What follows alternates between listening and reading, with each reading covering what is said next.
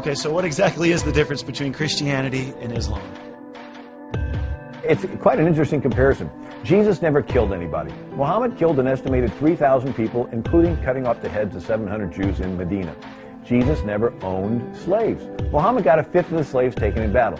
Jesus never married. Muhammad had anywhere from 11 to 22 wives. He had slave wives and concubines.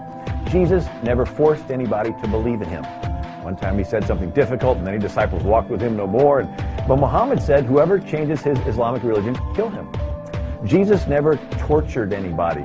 Muhammad, when he conquered the Jewish fortified oasis of Khaybar, the Jewish chief surrendered but wouldn't tell where the tribe's treasure was hidden.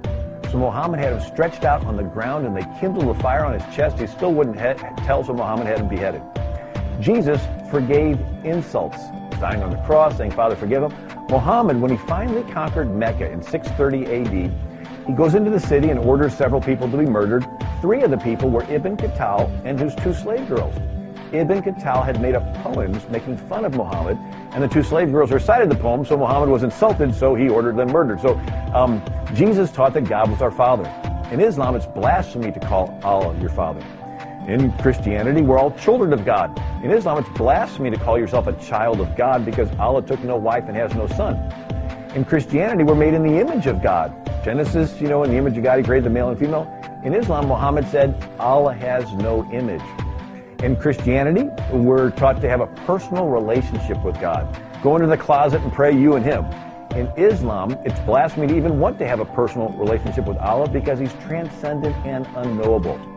None of the apostles were governors or generals. Every one of the caliphs was a governor or a general. In Christianity, they're singing. The Old Testament, David at the temple, Jesus sang on his way out to the garden, on the night he was betrayed. But in Islam, Muhammad never sang. There's not there's no instruments, there's no musical instruments in Islam. The first 3 centuries of Christianity, there were 10 major persecutions. Christians were thrown to the lions. They never once led an armed resistance. The first 300 years of Islam, they conquered Arabia. They conquered Egypt, which used to be Coptic Christian. They conquered North Africa. There used to be 250 Catholic dioceses along North Africa. They conquered Spain. They crossed the Pyrenees Mountains. They came within 170 miles of Paris before they were stopped at the Battle of Tours by Charles Martel, the grandfather of Charlemagne. Then they conquered Central Africa and eventually enslaved over 180 million Africans.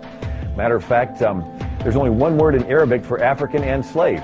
It's abid, A-B-D. It means level with the earth. And so they did sell about 10% of them to those terrible European slave traders that brought them to the New World. But every slave brought to America was purchased at a Muslim slave market. But they sold 80% of them throughout the Ottoman Empire.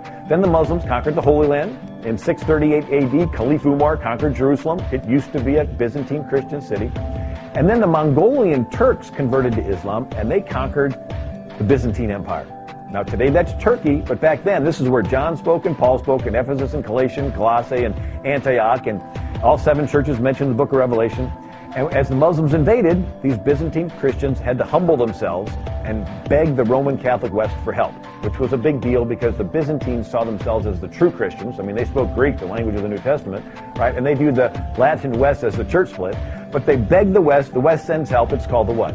The Crusades. 9 major crusades in 200 years. Richard the Lionheart led the 3rd crusade. St. Louis, Missouri, the city I'm from, he led the 7th and 8th crusades. But when the crusades fizzled, the Muslims finally conquered Constantinople in the year 1453. And once Constantinople fell, it cut off the land trade routes to India and China. That's when Columbus set sail. So I didn't mean to give the long explanation, but it was a good explanation. But it's this idea that, again, it's a religious system, a political system, and a military system. And we have a track record. It's like I'm going to pitch a stock investment and I say it's really good. You'll look at the track record, see is it going up or down. If I'm going to pitch a religion, say it's real peaceful. Well, you look at the track record. We just happen to have a 1,400-year track record to see that a whole lot of Christian areas of the world were taken over and they're no longer Christian. And so we have to, realize that if we want to preserve this country, bow whatever direction you want as your religion, but when you want to start instituting political laws and you threaten militarily, then you needed to be treated as a political military system, no different than other political military systems that have a global conquest agenda, and once they take over, non-adherents were not equal.